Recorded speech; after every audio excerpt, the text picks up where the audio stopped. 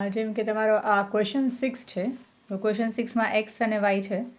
તો એક્સમાં આપણે જોઈએ કે સૌથી મોટું અહીંયા આગળ કયું છે, તો અહીંયા સૌથી મોટું આપણને 47 દેખાય, તો એને ફર્સ્ટ રેન્ક. પછી 47 પછી આ 44 છે, તો એને સેકન્ડ રેન્ક. પછી 44થી નાનું આપણે જોઈએ તો આપણને 40 દેખાય છે, દેટ ઇઝ થર્ડ રેન્ક. પછી 40થી નાનું જોઈએ તો 35 છે, તો 35ને ફોર્થ રેન્ક. પછી 35થી નાનું જોઈએ જેને આપણે ફિફ્થ રેન્ક આપી શકાય. સો 35થી નાનું આ 28 છે અને 28 બે વખત છે, તો આને આપણે ફિફ્થ રેન્ક અને સિક્સ્થ રેન્ક એમ બે અલગ અલગ રેન્ક આપી શક્યા હોત. તો એટલા માટે આપણે એને 5 + 6 અપોનમાં 2 કરીએ તો આપણે એને 5.5 આપવાનું થાય. તો જ્યાં જ્યાં 28 છે ત્યાં આપણે 5.5 ને અહીંયા પણ 5.5 લખીએ. તો સિક્સ્થ રેન્ક સુધી વપરાઈ ગયું. હવે સેવન્થ રેન્ક જોઈએ તો સેવન્થ રેન્ક જે છે એ 19ને મળશે અને લાસ્ટમાં 10th ને 8th રેન્ક. આ જે 10 છે ને 8th રેન્ક. પછી એક્સનું પતી ગયું. હવે વાયનું જોઈએ તો વાયમાં સૌથી મોટી વેલ્યુ આપણને 45 છે, સો 45ને ફર્સ્ટ રેન્ક. 45થી નાનું 41 છે, તો 41ને અહીંયા સેકન્ડ રેન્ક. પછી 41થી નાનું જોઈએ થર્ડ રેન્ક માટે તો થર્ડ રેન્ક જે છે એ 38ને મળશે. પછી ફોર્થ રેન્ક માટે આપણે 38થી નાનું જોઈએ તો ફોર્થ રેન્ક માટે આપણને આ 32 જે છે, તો આ 3 વખત છે, સો ફર્સ્ટ સેકન્ડ અને થર્ડ રેન્ક અપાઈ ગયા. ફોર્થ રેન્ક માટે આપણે આને 4, 5 અને 6 આપી શક્યા હોત. તો આપણે એનું એવરેજ કરીએ, 4 + 5 + 6 અપોનમાં 3 કરશું તો આપણને જે મિડલ વેલ્યુ છે એ જ મળશે, આ 15/3 એટલે 5. તો જ્યાં જ્યાં 32 છે ત્યાં આપણે ફિફ્થ રેન્ક આપીએ, અહીંયા આગળ અને અહીંયા 3 જગ્યાએ ફિફ્થ રેન્ક આપવાના આવશે. પછી સિક્સ્થ રેન્ક સુધી વપરાઈ ગયું. હવે સેવન્થ રેન્ક જોઈએ તો સેવન્થ રેન્ક માટે આ 25 છે અને 8th રેન્ક માટે 24 છે. તો રેન્ક્સ અસાઇન કર્યા પછી ડી ફાઇન્ડ આઉટ કરીએ તો 5.5 - 5 કરશું એટલે 0.5, 2 - 1 1, 8 - 7.1, 5.5 - 5 કરશું તો 0.5, 1 - 2 તો -1, 4 - 5 સો -1, 7 - 8 પણ -1 અને અહીંયા 0. માઇનસ વેલ્યુઝ જોઈએ તો -3 છે ને પોઝિટિવ વેલ્યુઝમાં 0.5 0.5 એટલે 1, 2 અને 3.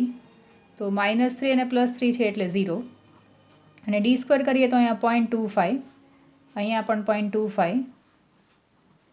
તો 1, 2, 3, 4, 5 અને 0.5 એટલે 5.5 જે છે એ આપણને સિગ્મા ડી² મળ્યું. પછી હવે CFનું કેલ્ક્યુલેશન કરીએ તો સિન્સ આપણે અહીંયા બાજુમાં થોડું લખેલું હશે તો આપણે ખ્યાલ આવી જશે કે કયા ઓબ્ઝર્વેશન્સ રિપીટ થાય છે. તો એના માટે ઓબ્ઝર્વેશન્સ પછી M, that is number of times it is repeated, અને m³ - m/12. તો એક્સના કોલમમાં જોઈએ તો 28 જે છે એ 2 વખત રિપીટ છે, સો 2 લખી અને અહીંયા 2³ - 2/12. સો 2 2s are 4, 2s are 8 - 2 એટલે 6/12 કરશું તો અહીંયા 0.5. અહીંયા ખાલી 28 જ રિપીટ થતું હતું. વાયમાં આપણે જોઈએ તો 32 રિપીટ થાય છે અને 32 જે છે એ 3 ટાઈમ્સ રિપીટ થાય છે. સો 3³ - 3/12 કરીએ, સો 3 3s are 9, 3s are 27, -3 કરીએ એટલે 24/12 એટલે 2. તો CF જે છે એ આ બેયનો ટોટલ હશે. CF મળે આપણને 2.5. તો સિગ્મા ડી² પણ મળી ગયું અને CF પણ મળી ગયું. પછી હવે આપણી આ રિપીટિશન્સવાળી ફોર્મ્યુલામાં ખાલી થોડું ડિફરન્સ છે. 6 પછી અહીંયા બ્રેકેટમાં સિગ્મા ડી² + CF અપોનમાં n × n² - 1 એટલે 1 - 6 બ્રેકેટમાં આ 5.5 + 2.5 અપોનમાં n છે તો 1 2 3 4 5 6 7 અને 8 છે, સો 8 × 8² - 1. પછી 1 માઇનસ તો અહીંયા બ્રેકેટની અંદર 6 × અહીંયા 8 હશે અને નીચે 8 × 64 - 1 એટલે 63. તો પછી આનું કેલ્ક્યુલેશન તમે કરશો આરનું તો તમને 0.90 લાસ્ટમાં આન્સર આવી જશે. એટલે તમે કરીને જોજો, પછી ના ક્લિયર હોય તો બોલજો. પછી 7th ક્વેશ્ચનમાં એ પૂછે કે 10 કોન્ટેસ્ટન્ટ્સ જે છે એ લોકો પાર્ટિસિપેટ કરે છે અને sum of the squares of differences of their ranks એ 214 છે. તો કોરિલેશન કોઇફિશિયન્ટ ફાઇન્ડ આઉટ કરો. તો આપણે કહી શકીએ ક્વેશ્ચનમાં કે એન જે છે, નંબર ઓફ કોન્ટેસ્ટન્ટ જે છે એ 10 છે અને sum of the squares of differences in rank એટલે સિગ્મા ડી સ્ક્વેર આપ્યું છે જે 214 છે. પછી એકેય વસ્તુ રિપીટ થાય છે કે એવું કંઈ આપ્યું નથી, તો સીધું સાદું જ calculation R is equal to 1 minus 6 sigma D square અપોનમાં N into N square minus 1 એટલે 1 માઇનસ અહીંયા 6 ઇન્ટુ 214 અપોનમાં 10 into 10 square minus 1. So 1 minus અહીંયા 6 ઇન્ટુ 214 અપોનમાં 10 ઇન્ટુ 100 માઇનસ 1 એટલે એ 99 હશે. સો 1 માઇનસ અહીંયા 6 ઇન્ટુ 214 અપોનમાં 990 કરીને કેલ્ક્યુલેશન કરી લઈએ. તો અહીંયા તમે ડાયરેક્ટલી પછી કેલ્ક્યુલેશન કરશો તો તમને આ 1.296 એટલે 1.30 પણ કરી શકાય. એટલે લાસ્ટ આન્સર જે છે R is equal to minus 0.30 આવશે. રેડીમેડ જ સમ છે, ખાલી બધું આપેલું છે એ ફોર્મ્યુલામાં નાખવાનું છે. પછી 8th ક્વેશ્ચનમાં આપ્યું છે તમને કે the coefficient of rank correlation of marks obtained by 10 students એટલે N10 છે. બે પર્ટિક્યુલર સબ્જેક્ટ્સના માર્ક્સનું કોરિલેશન કોઇફિશિયન્ટ આપ્યું છે 0.5. Later on, it was found that one of the differences of ranks of a student was 7, but it was taken as 3. Difference in rank કીધું છે. Difference in ranks એટલે D જે છે એ 7 લીધું છે, but it was 7 લેવાનું હતું, but it was taken as 3. તો correct value of correlation find out કરવાનું. તો પહેલાં તો આપણે આ આરમાંથી sigma D square find out કરીએ. જેમ કે આરની ફોર્મ્યુલા અહીંયા કંઈ રિપીટિશન્સ નથી, તો 1 માઇનસ 6 સિગ્મા ડી સ્ક્વેર અપોનમાં N into N square minus 1. R correlation coefficient આપેલું છે.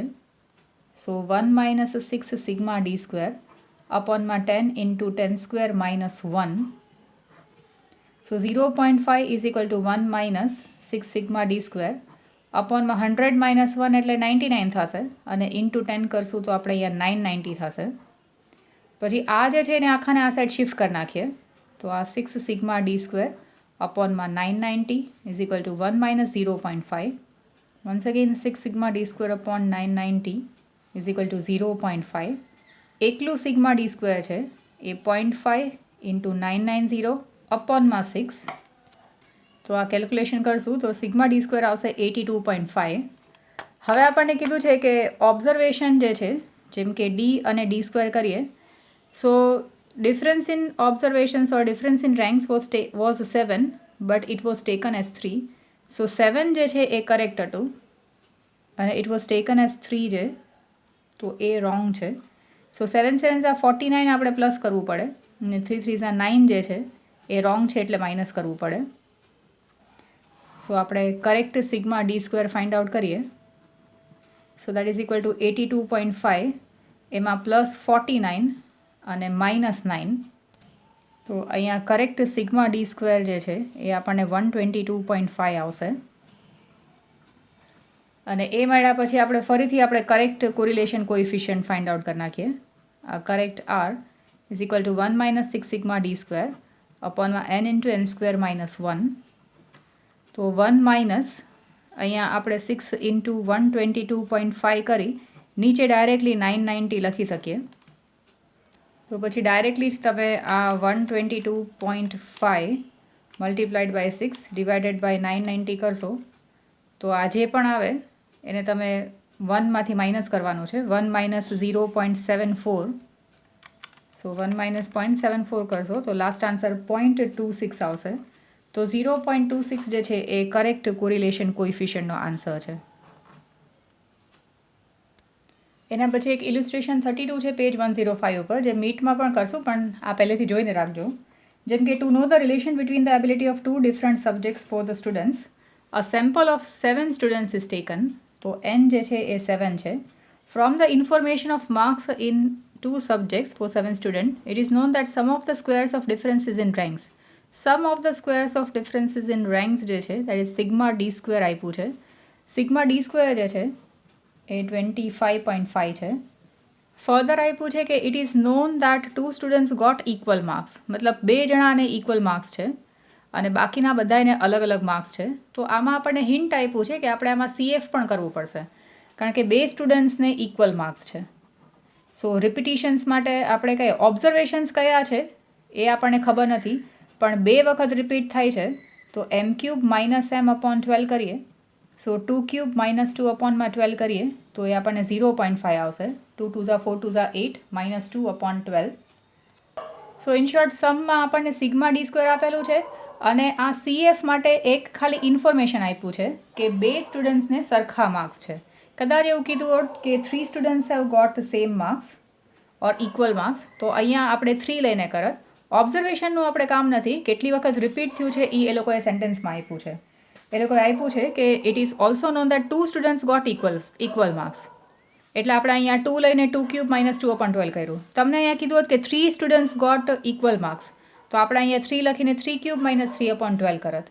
તો ઇન શોર્ટ આપણને σd² અને CF મળી ગયું. તો હવે આપણે આરની જે રિપિટિશન્સવાળી ફોર્મ્યુલા છે, કારણ કે આપણને કીધું છે કે રિપીટ થયું છે ઓર સેમ આવ્યા છે. સો 1 માઇનસ અહીંયા બ્રેકેટની અંદર 6 × σd² plus CF અપોનમાં n × n² - 1. So 1 minus અહીંયા 6 σd² આપ્યું છે 25.5. CF આપણે ફાઇન્ડ આઉટ કર્યું 0.5. નંબર ઓફ ઓબ્ઝર્વેશન્સ 7 આપ્યું છે. સો 7² - 1. સો ફર્ધર કેલ્ક્યુલેશન કરીએ તો અહીંયા 6 × 25.5 પ્લસ 0.5 કરશું એટલે અહીંયા 26. નીચે 7 7 7 49 - 1 એટલે 48. પછી આને ફર્ધર સોલ્વ કરીએ એટલે ફર્ધર સોલ્વ કરશો તો r = 0.54 આવી જાય છે. સો આ પણ સીધો સાધો જ સમ છે. ખાલી ઇન્ફોર્મેશનમાં આપણને આ CF માટે ઇન્ફોર્મેશનનું કેલ્ક્યુલેશન છે એટલે એ આપણે ફોર્મ્યુલામાં ચેન્જ કરવું પડશે. એટલે અહીંયા સુધીના જોઈને રાખજો, એટલે બાકી ના કરવાના થાય. એક તમારો આ બરાબર જોજો, આ રાઈટ રોંગ વાળો જે આપણે ઓલરેડી એક એવો કરેલો છે, તો આ પણ કરીને જોઈ લેજો કે તમને ક્લિયર છે કે નહીં. અને મેઇન તમને આ જે રેન્કિંગ્સ આપવામાં બરાબર જોજો, CF કેવી રીતે ફાઇન્ડ આઉટ કરીએ છીએ. ઓબ્ઝર્વેશન્સ લખી, M મીન્સ નંબર ઓફ રિપિટિશન્સ, કેટલી વખત રિપીટ થયું છે. અને પછી અહીંયા આ જે ગોતો પછી લાસ્ટમાં આનું ટોટલ કરતાં ભૂલવાનું નહીં, કારણ કે આપણે જલ્દીમાં પેલું જ લખી નાખીએ. બટ અલગ અલગ વેલ્યુઝ માટે જે પણ આપણે CF ગોઈતું હશે, આ m³ - m/12 કરીને, એ બધાનો જે સમ હશે એ જે છે એ CF છે.